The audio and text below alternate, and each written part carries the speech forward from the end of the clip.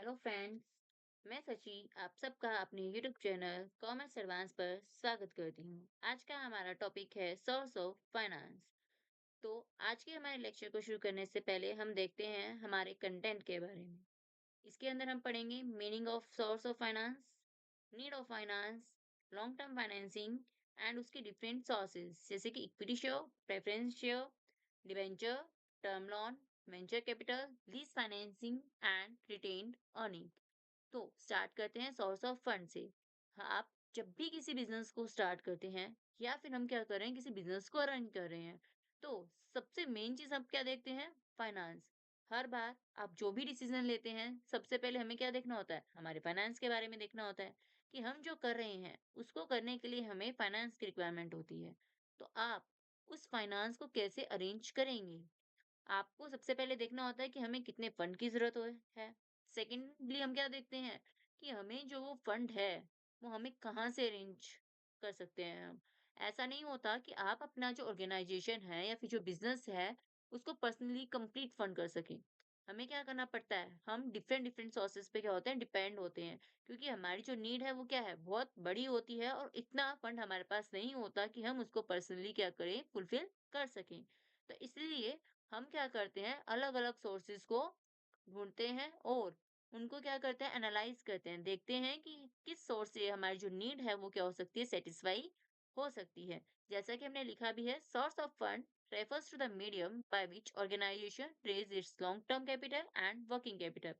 ये एक ऐसा मीडियम, ऐसा तरीका, ऐसा माध्यम है जिसमें कोई भी ऑर्गेनाइजेशन या बिज़नेस ये देखता है कि वो अपने जो उसकी नीड्स हैं उसको कैसे सेटिस्फाई करेगा लॉन्ग टर्म कैपिटल के रिगार्डिंग या फिर वर्किंग कैपिटल के रिगार्डिंग। क्योंकि बिजनेस को रन करने के लिए लॉन्ग टर्म और शॉर्ट टर्म दोनों तरीके की कैपिटल की जरूरत होती है। शॉर्ट टर्म में आप बोल सकते हैं वर्किंग कैपिटल यानी कि उसके ऑपरेशनल जो एक्सपेंसेस हैं उनको बियर करने के लिए। The organization can select any of the source of fund. उनके पास जो डिफरेंट डिफरेंट सोर्सेज होते हैं उनमें से जो ऑर्गेनाइजेशन है वो किसी भी सोर्स को सिलेक्ट कर सकता है। लेकिन कोई भी ऑर्गेनाइजेशन किसी सोर्स को कब सिलेक्ट करेगा, किस बेस पे सिलेक्ट करेगा, वो डिपेंड करता है उसकी नीड पे कि उस ऑर्गेनाइजेशन की नीड क्या है और and gestation period of the project. जिस प्रोजेक्ट के लिए उसे क्या है फंड की रिक्वायरमेंट है उसका जेस्टेशन पीरियड यानी कि वो कितना टाइम पीरियड लेने वाला है। कोई प्रोजेक्ट है हम 10 साल के लिए करना चाहते हैं तो इस पर्पज के लिए हमें किस तरीके के फाइनेंस की ज़रूरत है? लॉन्ग टर्म फाइनेंसिंग की ज़रूरत है। हम शॉर्ट टर्म सोर्सेज़ से पैसा कलेक्ट नहीं कर सकते। हमें पता है कि हमें ये फाइनेंस लंबे टाइम के लिए चाहिए, तो हम क्या चूज़ करेंगे? लॉन्ग टर्म फाइनेंस चूज़ करेंगे। उन सोर्सेज़ को देखेंगे जिससे हमें लंबे टाइम के लिए पैसा मिल सके। वहीं अगर आपको कोई ऐसी चीज़ परचेज़ करनी है या तो फिर आपको रॉ मटेरियल परचेज़ करना है, इन सब चीज़ों के लिए आपको फंड की ज़रूरत है, तो हम क्या देखते हैं? वहाँ पे हम देखेंगे शॉर्ट टर्म सोर्सेज़ को। हम देखेंगे कि हम किस सोर्स से पैसा अरेंज कर सकते हैं जो हमें कुछ टाइम के लिए पैसा दे और बाद में हम उसका पैसा क्या करें रिटर्न कर दें।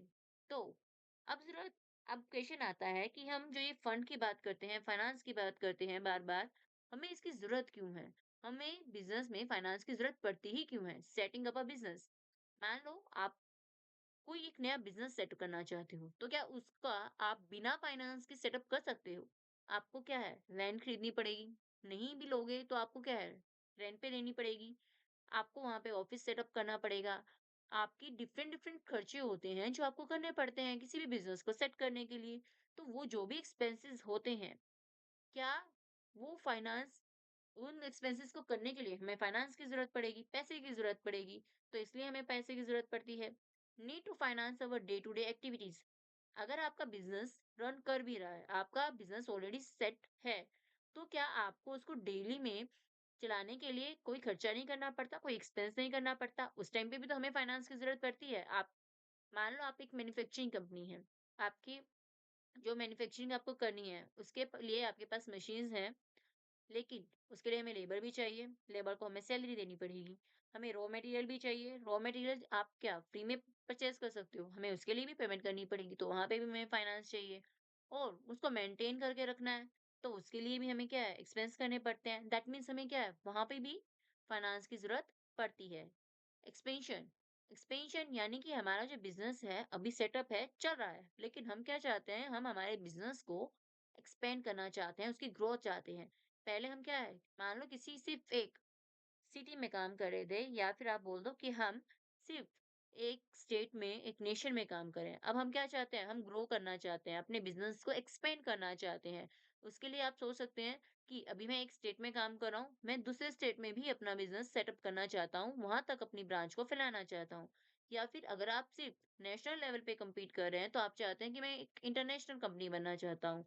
तो इन सब चीज़ों के लिए, अपने बिज़नेस को एक्सपेंड करने के लिए आपको एक ह्यूज इन्वेस्टमेंट की ज़रूरत पड़ती है, फाइनेंस की ज़रूरत पड़ती है, ताकि आपका क्या कर सके, आप उन प्रोजेक्ट को फाइनेंस कर सकें, अपना जो खर्चा है वो निकाल सकें। रिसर्च इंटू न्यू प्रोडक्ट, आप ऑलरेडी कोई प्रोडक्ट बना रहे हैं, लेकिन आप उसके साथ कोई नया प्रोडक्ट बनाना चाहते हैं, किसी नई फील्ड में एंटर करना चाहते हैं, तो उसके लिए आपको सबसे पहले रिसर्च करनी पड़ेगी कि क्या हम जो सोच रहे हैं, वो पॉसिबल है?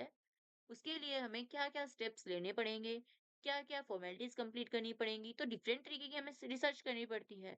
तो जो पर्सन रिसर्च करता है, क्या वो फ्री में करेगा? वो भी तो हमसे कोई ना कोई चार्जेस लेगा। हम अगर कोई मशीन या फिर टेक्निकल भी कोई चीज़ यूज़ करते हैं, तो उसके लिए हमें क्या है, तब भी हमें फाइनेंस की ज़रूरत पड़ती है। Special situation such as for in sale, कई बार क्या होता है कंपनी में, किसी भी बिज़नेस में कुछ ऐसी सिचुएशंस क्रिएट हो जाती हैं, जब हमें अर्जेंट फाइनेंस की जरूरत पड़ती है। जैसे कि फॉल इन सेल, आपने देखा कि आपकी जो सेल है वो क्या है, डे बाय डे डाउन जा रही है। तो उस टाइम पे आपको फाइनेंस की जरूरत कैसे पड़ सकती है? आपको क्या करना है, अपनी सेल को इंक्रीज करना है, तो उसके लिए आप क्या कर सकते हैं, प्रमोशनल एक्सपेंसेस कर सकते हैं, आपको एडवर्टाइजमेंट करनी पड़ेगी। और अगर आपके प्रोडक्ट में कोई प्रॉब्लम है, तो हमें उसके क्या करना है, चेंज करें। या फिर आप देख सकते हैं कि हम पर्सनल सेलिंग स्टार्ट कर दें। हम हमारे प्रोडक्ट के बारे में जो गलत न्यूज़ फैलाई जा रही है, या फिर जो भी रीज़न है, हम उसे फाइंड आउट करें कि किस रीज़न की वज़ह से हमारी जो सेल है वो डाउन जा रही है। इन सब चीज़ों में हमें क्या है, फाइनेंस की ज़रूरत पड़ती है। तो अब देखते हैं सोर्सेज़ ऑफ फाइनेंस। अभी तो हमने पढ़ा कि हमें फाइनेंस की ज़रूरत कहाँ-कहाँ पड़ सकती है। तो अब हम देखेंगे कि हमारे कितने तरीके के जो सोर्सेज़ होते हैं फाइनेंस को अरेंज करने के लिए। फाइनेंस को हमने नॉर्मली 2 तरीकों से डिस्ट्रीब्यूट किया हुआ है। Firstly the long term source of finance and secondly the short term source of finance. यानी कि वो सोर्सेज़ जो लॉन्ग टर्म के लिए हमें पैसा प्रोवाइड करवाते हैं, और वो सोर्सेज़ जो हमें शॉर्ट टाइम पीरियड के लिए फंड्स को अरेंज करवाते हैं। तो वन बाय वन हम पढ़ते हैं। आज हम पढ़ेंगे लॉन्ग टर्म फाइनेंसिंग के बारे में। लॉन्ग टर्म नाम से पता चल रहा है, यानी कि लंबे टाइम के लिए। ये जब जो सोर्सेज होते हैं, ये आपको पैसा प्रोवाइड करवाते हैं एक लॉन्ग टाइम के लिए। आप बोल सकते हो मोर देन 5 इयर्स के लिए, ताकि जो बिजनेस है उसकी जो फाइनेंशियल रिक्वायरमेंट है वो लंबे टाइम की है, और यहाँ से हमें क्या है, एक लॉन्ग टाइम के लिए पैसा मिल जाता है। इसके अंदर आप क्या यूज कर सकते हैं, equity share, preference share, debenture and etcetera. यानी कि इसके अदर डिफरेंट सोर्सेज भी हैं। ये जो फाइनेंस हमने अरेंज किया है लॉन्ग टाइम पीरियड के लिए, ये हम कहाँ-कहाँ यूज़ कर सकते हैं? किस-किस पर्पज़ के लिए आप लॉन्ग टर्म फाइनेंस का यूज़ कर सकते हैं? First, finance fixed asset. कोई बिज़नेस है, कोई फिक्स एसेट परचेज करना चाहता है। उसके पास पहले थी, लेकिन अब क्या है, अब वो उसको रिप्लेस करना चाहता है किसी रीज़न की वज़ह से। या तो वो अपने बिज़नेस को एक्सपेंड करना चाहता है, इस वज़ह से नई फिक्स एसेट को क्या करना है, परचेज करना है।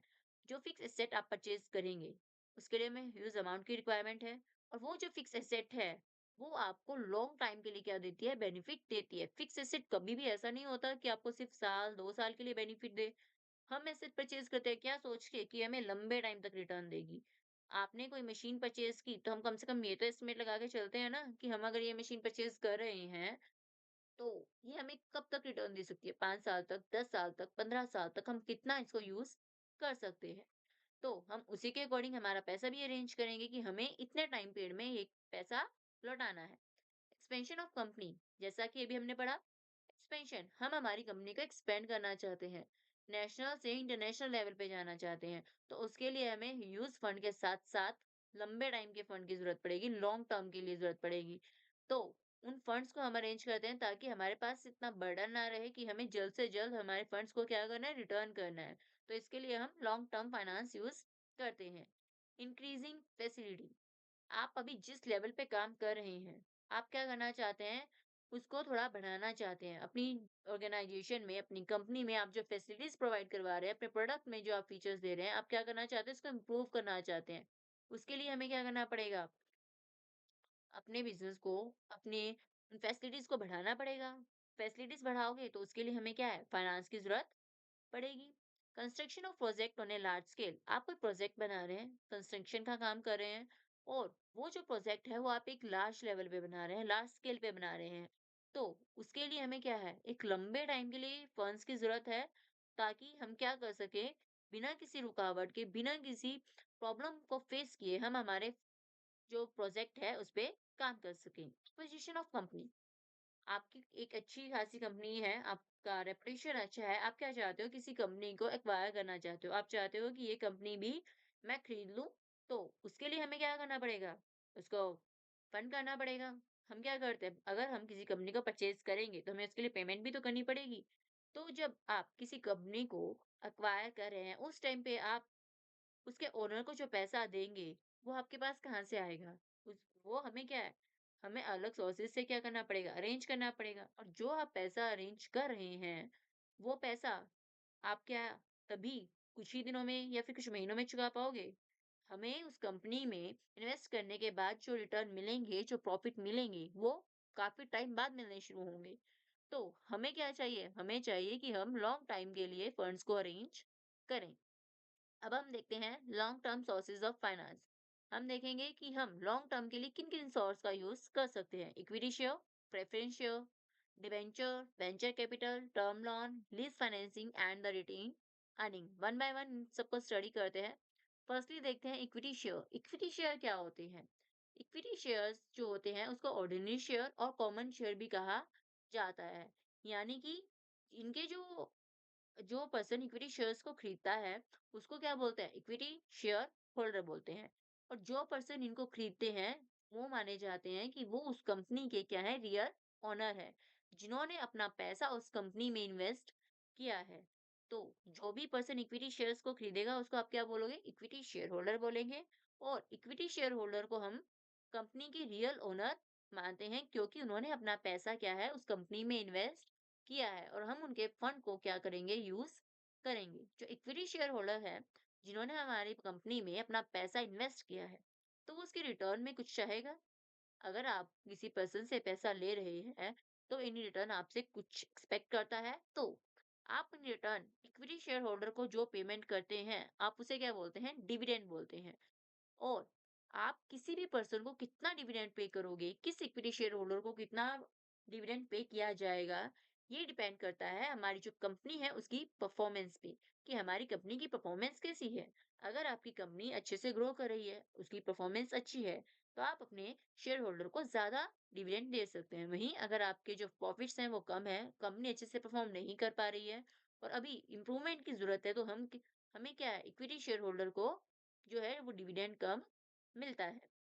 Holder of share are last one to get the money back in case of liquidation of company. जो इक्विटी शेयर होल्डर होते हैं, उन्हें सबसे लास्ट में उनका पैसा मिलता है। मान लो आपकी कोई कंपनी है, वो लिक्विडेट हो रही है, तो उसके जो इक्विटी शेयर होल्डर होंगे, उन्हें सबसे लास्ट में पैसा मिलेगा, डिविडेंड भी और उनकी कैपिटल भी। सबसे पहले कंपनी के जितने क्रेडिटर्स होते हैं, जितने डिबेंचर होल्डर होते हैं या फिर जितनी भी एक्सपेंसेस होते हैं, लीगल एक्सपेंसेस होते हैं, वो सब क्या किए जाते हैं? उन्हें पे किया जाता है। उसके बाद जो पैसा कंपनी के पास रहता है, उसे इक्विटी शेयर होल्डर में डिस्ट्रीब्यूट कर दिया जाता है। तो अब हम पढ़ेंगे advantages of equity share. Equity shares क्या होता है वो हमने पढ़ा, अब हम देखेंगे इसके क्या-क्या एडवांटेज है। सबसे पहले हम देखते हैं इन्वेस्टर के पॉइंट ऑफ व्यू से। अगर आपने कहीं किसी कंपनी में इन्वेस्ट किया है, दैट मीन्स आप क्या हो? इक्विटी शेयर होल्डर हो। तो उन शेयर होल्डर को क्या-क्या एडवांटेज मिलता है, क्या-क्या बेनिफिट मिलता है। इन केस ऑफ प्रॉफिट, मान लो हमारी जो कंपनी है उसमें अच्छे प्रॉफिट्स हो रहे हैं, तो क्योंकि हमें कंपनी का रियल ओनर माना जाता है, तो गेनर्स भी तो हम ही होंगे। अगर हमारे कंपनी में सिर्फ इक्विटी शेयर्स होल्डर ही है और कंपनी प्रॉफिट अर्न कर रही है, अच्छा प्रॉफिट अर्न कर रही है, तो अल्टीमेटली वो प्रॉफिट किसे मिलेगा? इक्विटी शेयर होल्डर को तो ही मिलेगा। Next, they are the owner of the company who have voting right. क्योंकि ये कंपनी के ओनर होते हैं, तो इनके पास वोटिंग राइट भी होता है। हमने इनको ओनर बोला है, अब मालिक हैं तो उनके पास वोटिंग राइट होगा। वो उसके जो डिसीजन है कंपनी के उसको अफेक्ट कर सकते हैं कि हम क्या चाहते हैं। उनकी जो प्रेफरेंस है वो मैटर करती है। कैपिटल एप्रिसिएशन, उनकी जो कैपिटल है उनको भी एप्रिशिएट होती है। वो कैसे होती है? हमने बोला कि जो इक्विटी शेयर होल्डर होते हैं वो कंपनी के ओनर होते हैं। तो वो क्या करते हैं, मैनेजमेंट को कंट्रोल कर सकते हैं। यानी कि मैनेजमेंट को क्या काम करना है, कैसे करना है, किस तरीके से करना है। डिफरेंट डिफरेंट पर्सन होंगे इक्विटी शेयर होल्डर, तो क्या करते हैं वहां पे वो वोटिंग करवाई जाती है कि कितने वोट इस हमारे डिसीजन के फेवर में है और कितने हमारे डिसीजन के अगेंस्ट है। अगर हमारे डिसीजन के फेवर में ज्यादा वोट होते हैं तो हम क्या करते हैं, उस डिसीजन को इम्प्लीमेंट कर देते हैं। वो डिसीजन है, जो पॉलिसी है, वो उसको इम्प्लीमेंट कर दिया जाता है। तो जिस पर्सन के पास जितने ज्यादा शेयर्स है उसकी वोटिंग पावर उतनी ज्यादा होती है। तो उन्होंने जो डिसीजन को इम्प्लीमेंट किया, उन्होंने जो मैनेजमेंट को कंट्रोल किया, और उससे क्या हुआ, हमारी जो कंपनी है उसकी परफॉर्मेंस बढ़नी शुरू हो गई, हमारे प्रॉफिट्स बढ़ने शुरू हो गए। तो प्रॉफिट बढ़ेंगे तो हमारे स्टॉक का क्या है, प्राइस बढ़ेगा। और लास्ट में क्या है, हमारी कंपनी ग्रो करेगी। कंपनी ग्रो कर रही है, दैट मीन्स हम उनके ओनर्स हैं, तो हमारी कैपिटल भी क्या हो रही है, अप्रिशिएट हो रही है, कैपिटल भी बढ़ रही है। और अगर हम कंपनी के पॉइंट ऑफ व्यू से देखें तो जो इक्विटी शेयर्स हैं वो हमारे लिए परमानेंट सोर्स होते हैं, एक लॉन्ग टर्म सोर्स। कंपनी कभी भी इन्हें रिडीम नहीं करती। अगर किसी कंपनी ने एक बार इक्विटी शेयर्स को इश्यू कर दिया, दैट मीन्स वो सिर्फ अपने लिक्विडेशन के टाइम पे ही उन्हें पे करती है। उनका पैसा कंपनी के पास ही हमेशा रहता है। The company has not to repayment of liability. अभी अभी हमने पढ़ा कि जो कंपनी होती है वो सिर्फ लिक्विडेशन के टाइम पे ही इक्विटी शेयर होल्डर को पे करती है उनकी प्रिंसिपल अमाउंट। अदरवाइज वो सिर्फ क्या करती है, डिविडेंड पे करती है। उनकी जो कैपिटल होती है वो इन्हें कभी भी रीपेमेंट नहीं करनी होती, तो कंपनी पे इस चीज का बर्डन नहीं होता, वो उनका पैसा कैसे भी यूज कर सकती है। It doesn't create any obligation to pay dividend. हमने कहा कि कंपनी जैसा परफॉर्म करेगी उसके बेस पे उन्हें डिविडेंड दिया जाएगा, लेकिन जरूरी नहीं होता कि उन्हें ऑब्लिगेशन है कि कंपनी पे कि उसे इक्विटी शेयर होल्डर को डिविडेंड देना ही देना है। मान लो किसी साल किसी रीजन की वजह से हमारी कंपनी ने प्रॉफिट अर्न नहीं किया या फिर सफिशिएंट प्रॉफिट अर्न नहीं किया, तो ये जरूरी नहीं है किसी कंपनी के लिए कि उसे अपने शेयर होल्डर को डिविडेंड देना ही पड़ेगा। तो वो क्या कर सकती है, मना कर सकती है कि हमारे पास प्रॉफिट नहीं है, तो हम आपको पेमेंट नहीं करेंगे डिविडेंड की। तो ये कंपनी के लिए क्या है, एक प्लस पॉइंट है। क्यों? क्योंकि उसके पास कोई बर्डन नहीं है कि हमें डेफिनेटली पेमेंट करनी ही करनी है। This capital can be issued without creating any charge our asset of the company. कई बार जब भी कोई कंपनी पैसा अरेंज करने की कोशिश करती है लोन से, बैंक से लोन लेकर, तो क्या करती है, उन्हें अपने एसेट्स को गिरवी रखना पड़ता है। उनके अगेंस्ट एक चार्ज क्रिएट हो जाता है। लेकिन जब वो इक्विटी शेयर्स के थ्रू क्या करती है, पैसा अरेंज करती है, तो उन्हें ऐसा कोई भी स्टेप नहीं लेना पड़ता। क्योंकि हमने क्या कहा है, हमने कहा ना कि जो इक्विटी शेयर्स है वो क्या करते हैं, रियल ओनर होते हैं। तो जो रियल ओनर है, तो हम क्या कर सकते हैं, रियल ओनर है तो प्रॉफिट भी हमारे हैं और लॉस भी हमारा है। अब बात करते हैं डिसएडवांटेज की, कि इक्विटी शेयर्स की कुछ डिसएडवांटेजेस भी हैं। इन्वेस्टर के पॉइंट ऑफ व्यू से देखते हैं, यहाँ पे हमें डिविडेंड की भी कोई रेगुलरिटी नहीं होती, कोई गारंटी नहीं होती कि हमें हर साल डिविडेंड मिलेगा ही मिलेगा। हो सकता है किसी साल हमें ज्यादा डिविडेंड मिल जाए और ये भी हो सकता है कि किसी साल हमें डिविडेंड मिले ही ना। ना ही हमारी ये गारंटी होती है कि कोई कंपनी जिसमें हमने इन्वेस्ट किया है, जिसके इक्विटी शेयर्स हमने परचेज किए हैं, वो हमारी प्रिंसिपल अमाउंट को पे कर देगी। क्योंकि लिक्विडेशन के टाइम पे हमें हमारी जो प्रिंसिपल अमाउंट है वो मिलती है। और लिक्विडेशन, नॉर्मली कंपनी लिक्विडेट कब होती है, जब उसके पास सफिशिएंट फंड नहीं होते कि वो अपने बिजनेस को रन कर सके। तो जब उसके पास फंड ही नहीं है तो वो सिर्फ क्रेडिटर्स और आउटसाइडर का पैसा ही लौटा पाएगी। तो जब उनके पास फंड नहीं है, उसको पेमेंट नहीं कर पा रही है, तो क्या वो कंपनी इक्विटी शेयर होल्डर को उनकी प्रिंसिपल अमाउंट रिटर्न कर पाएगी? इस चीज की कोई गारंटी नहीं है। आगे अगर हम देखें, नेक्स्ट हमारा पॉइंट है, investor who desire to invest in a safe security with fixed income have no attraction for such share. वो पर्सन जो किसी सेफ जगह पे अपना पैसा इन्वेस्ट करना चाहते हैं। अब जो इन्वेस्टर्स होते हैं उनका different different point of view होता है। कुछ लोग ऐसे होते हैं जो चाहते हैं कि मुझे फिक्स रिटर्न मिलना चाहिए और मैं अपनी कैपिटल के साथ किसी भी तरीके का रिस्क नहीं लेना चाहता, रिटर्न कम हो लेकिन कोई रिस्क ना हो। वहीं कुछ पर्सन ऐसे होते हैं जो ज्यादा क्या करते हैं, रिस्क लेना चाहते हैं। उन्हें रिस्क लेना अच्छा लगता है, वो चाहते हैं कि पैसा ज्यादा अच्छे से ग्रो करे, हमारी जो कैपिटल है वो ग्रो करे, भले ही उसमें हमें रिस्क ही क्यों ना लेना पड़े। तो जो लोग एक सेफ साइड चलना चाहते हैं, सेफ सिक्योरिटी चाहते हैं, उनकी इनकम फिक्स होनी चाहिए, वो इस तरीके के शेयर्स को लेना प्रेफर नहीं करते, क्योंकि ना तो यहाँ पे डिविडेंड की गारंटी है और ना ही यहाँ पे प्रिंसिपल अमाउंट की रिटर्न होने की गारंटी है। वहीं अगर आप कंपनी के पॉइंट ऑफ व्यू से देखें, तो इश्यू ऑफ एडिशनल शेयर, जैसे-जैसे आप ज़्यादा शेयर्स क्या करेंगे, इश्यू करते रहेंगे, तो हमारा जो कंट्रोल है, कंपनी में किसी ओनर का जो कंट्रोल है, वो डाइल्यूट होता जाता है, यानी कि कम होता रहता है। पहले कोई कंपनी थी, उसके अंदर पहले हमने सिर्फ 1000 इक्विटी शेयर्स क्या है, इश्यू कर रखे थे। तो वहाँ पे सिर्फ उतने ही लोगों का अधिकार था। वो ही लोग क्या कर सकते थे, हमारी कंपनी के मैनेजमेंट में इंटरफेयर कर सकते थे, डिसीजन को अफेक्ट कर सकते थे। वहीं हमने क्या किया, कुछ टाइम के बाद 2000 इक्विटी शेयर और हमने इश्यू कर दिए। तो अब हमारे कंपनी के टोटल इक्विटी शेयर्स कितने हैं? 3000। तो अब उतने ही ज़्यादा पर्सन का हमारे मैनेजमेंट में कंट्रोल होगा, यानी कि हमारा जो शेयर है वो तो कम हो गया, और आउटर जो पर्सन है उनका कंट्रोल क्या है, बढ़ता जा रहा है, यानी कि हमारा कंट्रोल डाइल्यूट हो रहा है। It make capital structure rigid, ये जो कैपिटल स्ट्रक्चर है उसको रिजिड बना देती है, चेंज करना मुश्किल हो जाता है।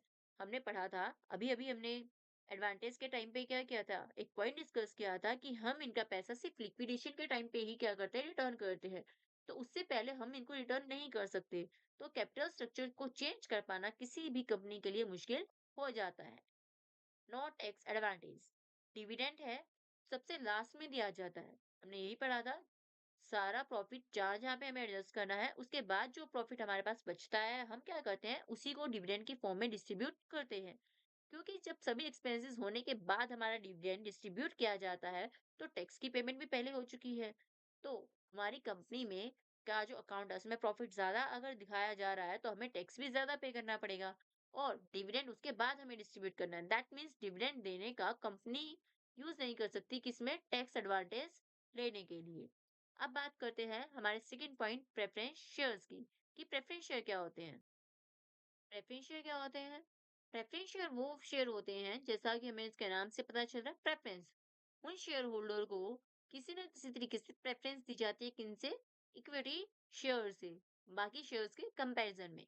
प्रेफरेंस शेयर कैपिटल क्या होती है, जिन्हें कुछ सर्टेन प्रिविलेजेस, कुछ बेनिफिट्स मिलते हैं उनके होल्डर को, किसके कंपैरिजन में? इक्विटी शेयर होल्डर के कंपैरिजन में। वो जो बेनिफिट है वो किस चीज के रिगार्डिंग हो सकते हैं, फर्स्टली तो डिविडेंड से रिलेटेड आप बोल सकते हैं। हमने इक्विटी शेयर्स पढ़ा था, तो उसके टाइम पे हमने पढ़ा था कि उनकी जो डिविडेंड है वो फिक्स नहीं होता, कभी किसी ईयर में डिविडेंड ज्यादा हो सकता है, तो कभी किसी ईयर में डिविडेंड कम भी हो सकता है। लेकिन प्रेफरेंस शेयर्स के केस में ऐसा नहीं होता, जिस टाइम कोई भी कंपनी अपने प्रेफरेंस शेयर को इशू करती है, उसी टाइम ये डिसाइड कर दिया जाता है कि इन शेयर होल्डर को कितना डिविडेंड देना होगा। उनके आगे लिखा हुआ होता है, जैसे कि 10% preference share, 15% preference share. That means अगर कोई कंपनी प्रेफरेंस शेयर इशू कर रही है, तो वो उस कैपिटल पे 10% का रिटर्न देगी, 15% का रिटर्न देगी। दैट मीन्स हमारा डिविडेंड ऑलरेडी क्या है, फिक्स है, हमारी इनकम क्या है, फिक्स है। सेकंड प्रिविलेज हमें क्या मिलता है, हमें प्रेफरेंस मिलती है कैपिटल के रीपेमेंट के टाइम पे। वैसे तो हमारे जो प्रेफरेंस शेयर होते हैं वो क्या होते हैं, रिडीमेबल नेचर के होते हैं, आप उन्हें रिडीम कर सकते हैं एक फिक्स टाइम के बाद। उनकी एक मैच्योरिटी पीरियड होता है, उसके बाद हमें क्या करना होता है, उन्हें रिडीम कर लेना होता है, और उन्हें के जो शेयर होल्डर है उन्हें पैसा रिटर्न कर देना होता है। लेकिन कभी कभी क्या होता है, लिक्विडेशन पहले हो जाता है। तो लिक्विडेशन के टाइम पे जब कैपिटल को रिटर्न करने की बात आती है, तो प्रेफरेंस शेयर्स की कैपिटल को पहले पेमेंट, प्रेफरेंस शेयर की जो कैपिटल है उन्हें पहले पे किया जाता है, किसके कंपैरिजन में, इक्विटी शेयर होल्डर के कंपैरिजन में। तो अब बात करते हैं एडवांटेज ऑफ प्रेफरेंस शेयर की। इन्वेस्टर्स के पॉइंट ऑफ व्यू से देखते हैं, फिक्स अमाउंट ऑफ इनकम। अभी अभी हमने पढ़ा, जो इसका जो डिविडेंड का रेट होता है वो ऑलरेडी फिक्स होता है कि हमें इतनी पेमेंट मिलेगी ही मिलेगी।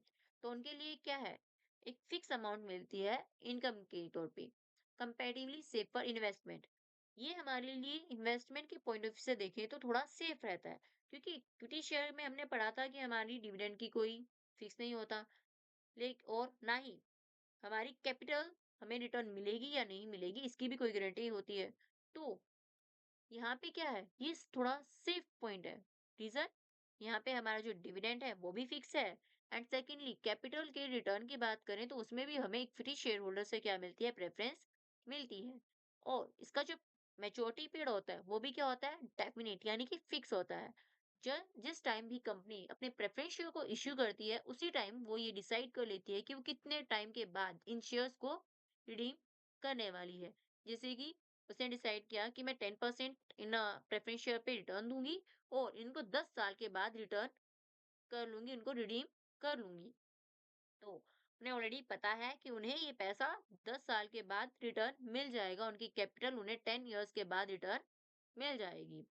ये हमें इट प्रोवाइड प्रेफरेंशियल राइट, ये हमें एक राइट देती है किसके बारे में? डिविडेंड से रिलेटेड और कैपिटल से रिलेटेड, किस टाइम? लिक्विडेशन के टाइम पे। वहीं अगर आप कंपनी की बात करें, तो कंपनी के पॉइंट ऑफ व्यू से लॉन्ग टर्म फंड, अभी अभी हमने पढ़ा कि हम 5 साल के लिए, 10 साल, 15 साल के लिए डिफरेंट डिफरेंट टर्म्स के लिए हम क्या कर सकते हैं? प्रेफरेंस शेयर इश्यू कर सकते हैं। तो ये हमें क्या दे रही है? हमारी कंपनी को लॉन्ग टर्म्स के लिए फंड अवेलेबल हो रहे हैं इससे भी।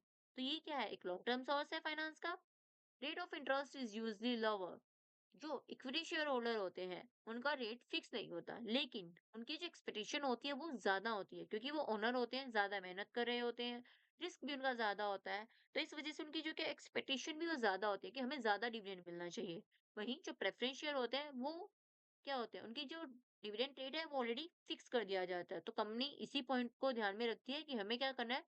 ज़्यादा इंटरेस्ट नहीं देना है, हमें ज़्यादा डिविडेंड नहीं देना है, तो वो उसका जो रेट है, डिविडेंड का रेट, वो थोड़ा कम रखती है, किसके कंपैरिज़न में? इक्विटी शेयर्स के कंपैरिज़न में। No dilution of control. हमने जब लास्ट पॉइंट पढ़ा था इक्विटी शेयर्स में, उसमें हमने पढ़ा था कि कंपनी को एक प्रॉब्लम फेस करनी पड़ती है जब वो इक्विटी शेयर को इश्यू करती है, कि उनका जो कंट्रोल है वो डाइल्यूट होता रहता है।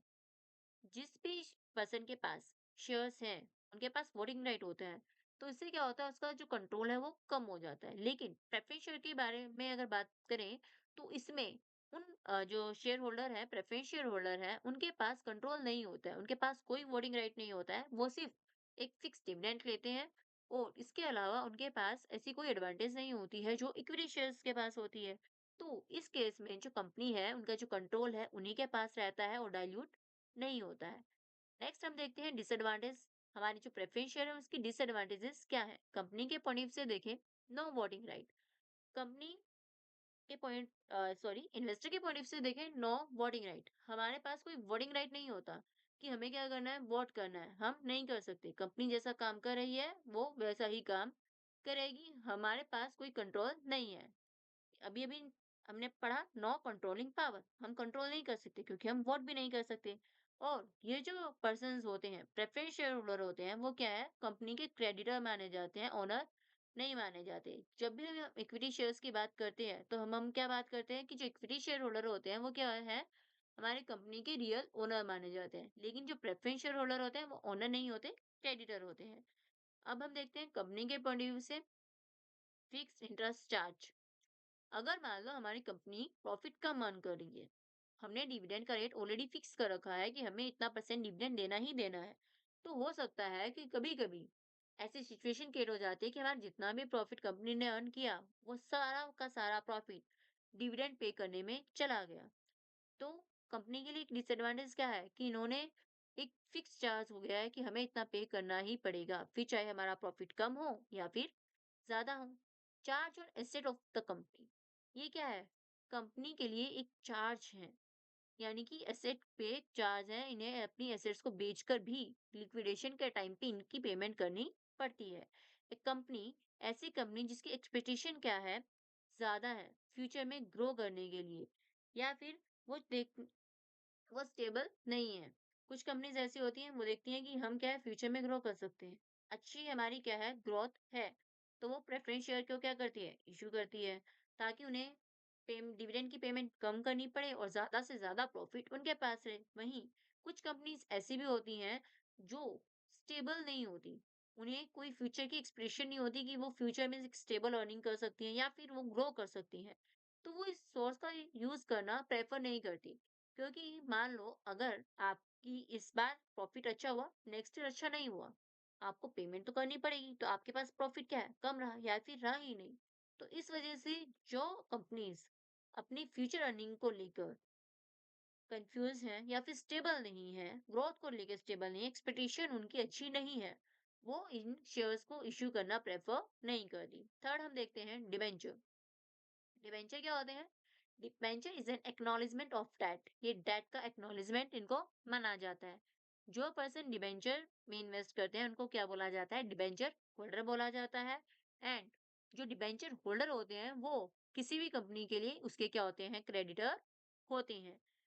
इक्विटी शेयर्स जो होल्ड करते हैं उनको बोलते हैं इक्विटी शेयर होल्डर, और वो क्या होते हैं? हमारी कंपनी के ओनर होते हैं। लेकिन जो डिबेंचर होल्डर होते हैं वो हमारी कंपनी के क्या होते हैं? क्रेडिटर होते हैं। और ये जो इंस्ट्रूमेंट है, ये जब आप इशू करते हैं, जब कोई भी कंपनी इशू करती है तो वो क्या करती है? एक फिक्स इंटरेस्ट की पेमेंट करती है। हर थोड़े टाइम के बाद एक टर्म डिसाइड कर लेते हैं कि वो 6 महीने में देगी, साल में उस इंटरेस्ट को पे करेगी। और साथ में जो प्रिंसिपल अमाउंट की रिटर्न है, जब आपको वो प्रिंसिपल अमाउंट रिटर्न करनी है किसी भी कंपनी को, वो भी हम प्री डिसाइड पहले ही फिक्स कर लेते हैं। यानी कि मान लो आपने आपकी कोई कंपनी है और आपने क्या करना है? डिबेंचर को इश्यू करना है, तो आप ऑलरेडी सब कुछ पहले ही डिसाइड कर देंगे। दैट मीन्स उन डिबेंचर्स के सामने भी लिखा हुआ होता है कि कितने परसेंट इंटरेस्ट हमें पे करना है। फॉर एग्जाम्पल किसी कंपनी ने डिसाइड किया कि वो 10% वाले डिबेंचर्स को इश्यू कर रही है, और वो डिबेंचर्स वो 5 साल के लिए इश्यू करेगी। यानी कि आफ्टर 5 इयर्स कंपनी उन डिबेंचर्स को क्या करेगी? रिडीम कर लेगी 5 साल तक। उस कैपिटल पे वो इंटरेस्ट देगी 10% के रेट से, और जब 5 साल पूरे हो जाएंगे तो कंपनी क्या करेगी? उन डिबेंचर होल्डर की जो कैपिटल है उनको रिटर्न कर देगी। अब बात करते हैं एडवांटेज ऑफ डिबेंचर। डिबेंचर के एडवांटेज क्या है इन्वेस्टर के पॉइंट ऑफ व्यू से? Fix amount of income. हमारे पास जो इनकम है वो फिक्स रहती है, क्योंकि हमें पता है कि डिबेंचर पे हमें इतना रिटर्न ही मिलेगा। हमारा जो इंटरेस्ट रेट है वो क्या है? Definite maturity period. हमारा जो मैच्योरिटी पीरियड है वो भी प्री डिसाइडेड होता है कि 5 साल वाले हैं तो 5 साल के बाद हमें पैसा मिल जाएगा। 10 साल वाले डिबेंचर इशू हैं तो हमें 10 साल के बाद पैसा मिल जाएगा। हमें मैच्योरिटी पीरियड का जो उम्मीद है पहले ही होती है। Comparatively safer investment.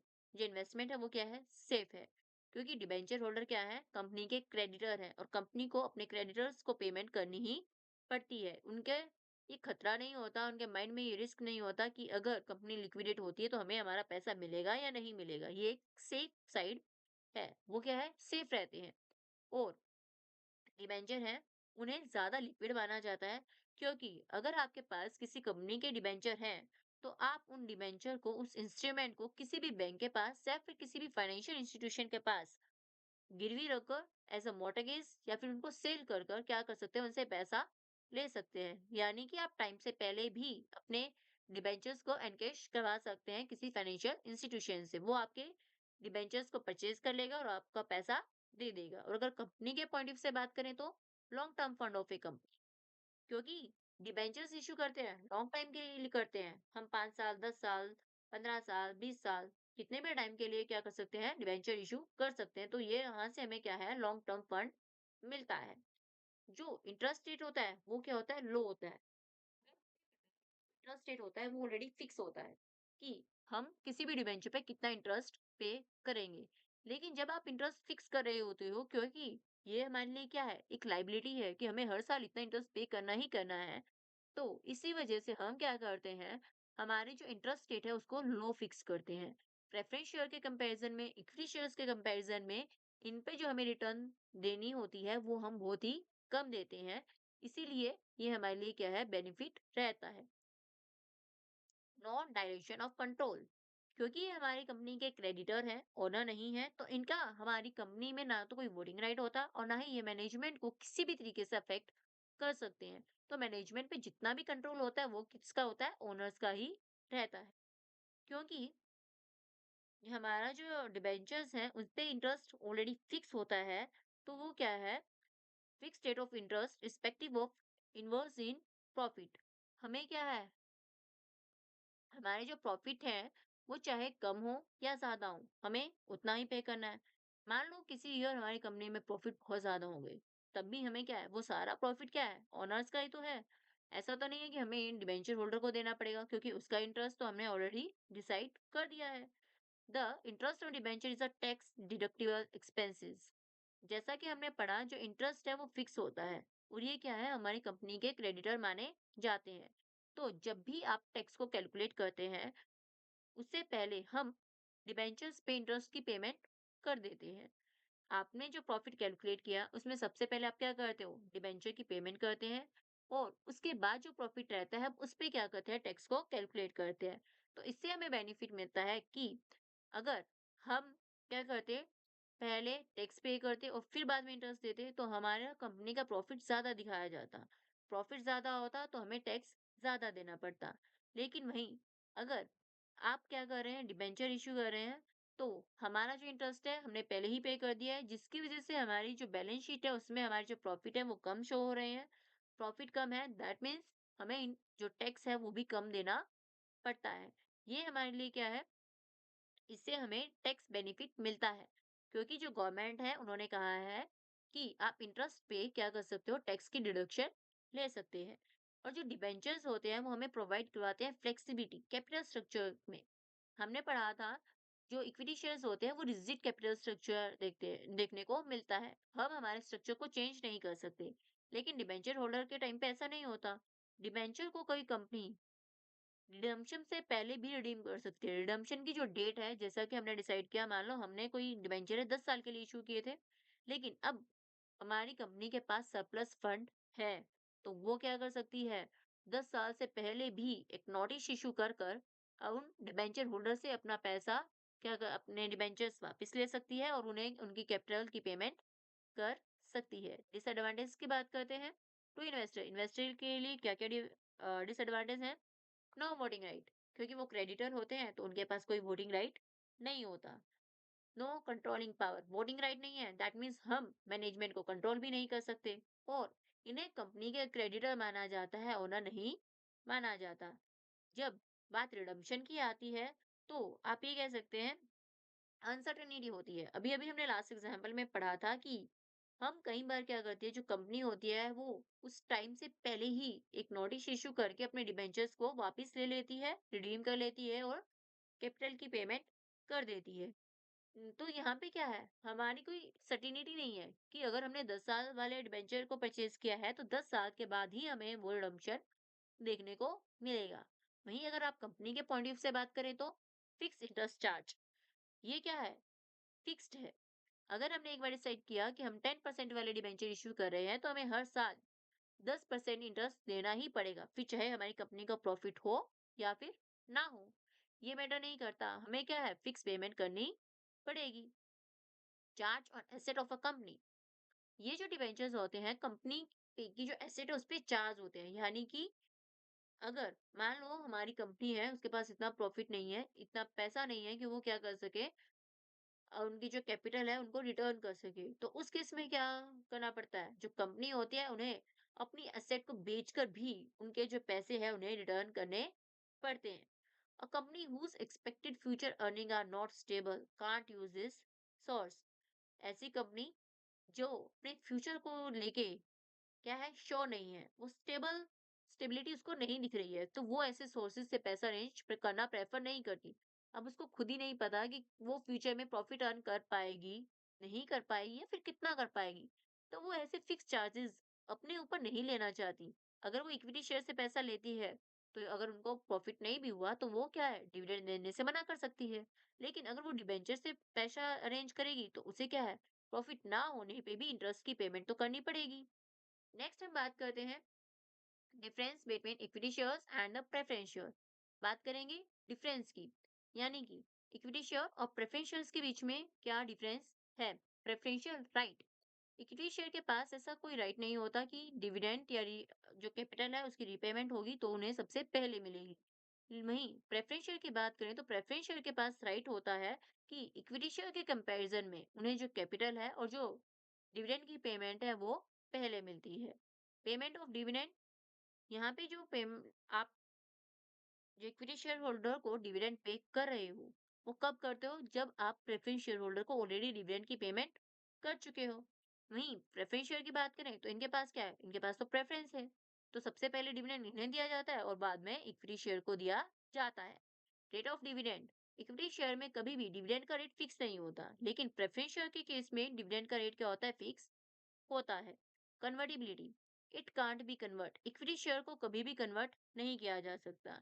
लेकिन प्रेफरेंस शेयर के केस में कुछ शेयर ऐसे होते हैं जिन्हें सर्टेन कंडीशंस पे आप इक्विटी शेयर के अंदर क्या कर सकते हैं, कन्वर्ट कर सकते हैं। रिडम्पशन, इक्विटी शेयर्स को लाइफ टाइम में कभी भी रिडीम नहीं किया जा सकता, लेकिन प्रेफरेंस शेयर जो होते हैं वो रिडीमेबल होते हैं और उसकी टर्म एंड कंडीशन प्रोस्पेक्टस में लिख दी जाती हैं। Voting right, equity share holder के पास वोटिंग राइट होता है, तो वो अपने जो कंपनी के डिसीजन है उसको अफेक्ट कर सकता है। लेकिन प्रेफरेंस शेयर होल्डर जो होता है उनके पास कोई वोटिंग राइट नहीं होता, कुछ सिचुएशंस को छोड़कर। पार्टिसिपेशन इन द मैनेजमेंट, क्योंकि इक्विटी शेयर्स के पास वोटिंग राइट होता है, तो उनके पास मैनेजमेंट में पार्टिसिपेट करने की भी पावर होती है, वो मैनेजमेंट के डिसीजन को अफेक्ट कर सकते हैं।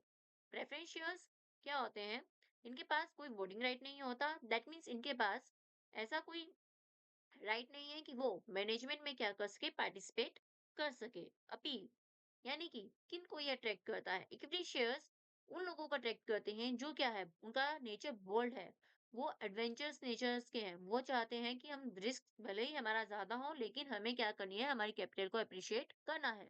वहीं जो प्रेफरेंस शेयर होते हैं वो लोग लेना पसंद करते हैं जो थोड़ा कंजर्वेटिव नेचर के हैं, यानी कि वो थोड़ा रिस्क को अवॉइड करते हैं और देखते हैं कि हमें एक फिक्स इनकम होनी चाहिए। अब बात करते हैं डिफरेंस के में, शेयर्स और डिबेंचर के डिफरेंस की। तो शेयर्स क्या होते हैं, मीनिंग शेयर कंपनी की कैपिटल की एक यूनिट होती हैं जो ओनरशिप को रिप्रेजेंट करते हैं। वहीं जो डिबेंचर्स होते हैं, डिबेंचर क्या होता है, किसी भी कंपनी के लिए वो एक लोन होता है, उसके जो इन्वेस्टर होते हैं वो उनके लिए क्या है, क्रेडिटर्स है। ओनरशिप, शेयर होल्डर को आप ओनर मानते हैं और डिबेंचर होल्डर को आप लेंडर मानते हैं, ओनर नहीं मानते। रिटर्न, जब बात इन्वेस्टमेंट पे रिटर्न की आती है तो जो शेयर्स होते हैं उन्हें डिविडेंड की फॉर्म में रिटर्न मिलता है और कैपिटल गेन, यानी कि उनकी जो शेयर्स की वैल्यू है वो बढ़ती रहती है। वहीं जो डिबेंचर होल्डर होते हैं उन्हें रिटर्न कैसे मिलता है, इंटरेस्ट की फॉर्म में उन्हें रिटर्न मिलता है। रिस्क, रिस्क शेयर में ज्यादा होता है क्योंकि मार्केट फ्लक्चुएट होती रहती है। वहीं अगर डिबेंचर की बात करें तो डिबेंचर क्या होते हैं, सिक्योर नेचर के होते हैं, इस वजह से इनका जो इंटरेस्ट रेट है वो भी फ्लक्चुएट नहीं होता और इनका जो रिस्क फैक्टर है वो भी कम रहता है, इन्हें ज्यादा रिस्क बियर नहीं करना पड़ता। वोटिंग राइट, जो शेयर्स होते हैं उनके पास वोटिंग राइट होते हैं, शेयर होल्डर के पास। डिबेंचर होल्डर की बात करें तो उनके पास कोई भी वोटिंग राइट नहीं होता है। टाइप ऑफ सिक्योरिटी, शेयर्स को आर नॉट सिक्योर्ड, शेयर्स को सिक्योर नहीं किया जाता। अगर कंपनी के पास प्रॉफिट नहीं है या फिर फंड्स नहीं है तो उन्हें जरूरी नहीं है कि उन्हें कैपिटल उनकी रिटर्न मिलेगी। लेकिन जो डिबेंचर्स हैं उन्हें क्या किया जाता है, किस कंपनी की किसी एसेट के साथ क्या किया जाता है, सिक्योर करवाया जाता है, उनकी कैपिटल को क्या किया जाता है, सिक्योर किया जाता है कि अगर लिक्विडेशन के टाइम पे कंपनी के पास फंड नहीं है तो उसे अपनी एसेट बेचकर भी उन्हें पैसे देने पड़ेंगे। प्रायोरिटी ऑफ प्रीपेमेंट, रीपेमेंट की बात करें तो शेयर्स को पैसा सबसे लास्ट में मिलता है लिक्विडेशन के टाइम पे। वहीं अगर आप डिबेंचर होल्डर की बात करें तो उन्हें प्रेफरेंस दी जाती है कि सबसे पहले पैसा डिबेंचर होल्डर को पे किया जाएगा, उनकी कैपिटल पे की जाएगी, उसके बाद हम क्या करेंगे, शेयर होल्डर के बारे में सोचेंगे। सुटेबिलिटी, किन पर्सन के लिए सुटेबल रहता है, शेयर्स उन पर्सन के लिए सुटेबल रहते हैं जो क्या है, वो चाहते हैं ज्यादा रिस्क लेना, कि हम ज्यादा से ज्यादा रिस्क लें और कैपिटल को अप्रिशिएट करें। वहीं अगर आप डिबेंचर्स की बात करें तो डिबेंचर वो लोग लेना चाहते हैं जो सेफ साइड चलना चाहते हैं, यानी कि रिस्क एवर्स करना चाहते हैं, वो रिस्क लेना नहीं चाहते, वो चाहते हैं कि उनकी एक फिक्स इनकम हो। उसमें हम क्या करते हैं, वो पर्सन डिबेंचर्स को लेना प्रेफर करते हैं। सो आज के वीडियो लेक्चर में हमने 3 टर्म 3 तरीके के सॉस के बारे में पढ़ा। शेयर्स, प्रेफरेंस शेयर, शेयर्स में equity share, preference share and debenture के बारे में। आज के वीडियो लेक्चर में इतना ही क्लास। नेक्स्ट लेक्चर में हम देखेंगे हमारे अदर डिफरेंट सोर्सेज के बारे में, लॉन्ग टर्म सोर्सेज के बारे में and then short term sources के बारे में। Thank you for watching my video. Thank you for watching my video. अगर आपको हमारी ये वीडियो पसंद आई है तो प्लीज हमारे चैनल को लाइक शेयर एंड सब्सक्राइब करना ना भूलें। Thank you.